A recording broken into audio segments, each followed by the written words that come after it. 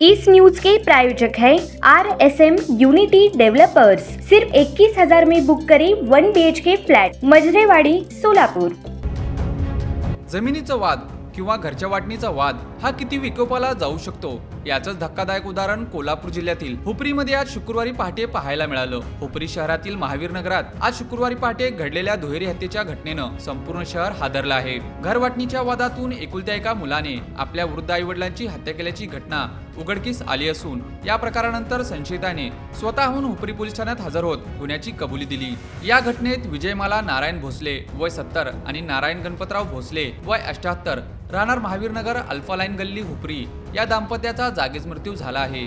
या दुहेरी हत्येप्रकरणी त्यांचा मुलगा सुनील नारायण भोसले वय 48 यास पोलिसांनी ताब्यात घेतले आहे। त्याच्या विरुद्ध हत्येचा गुन्हा दाखल करण्यात आला आहे।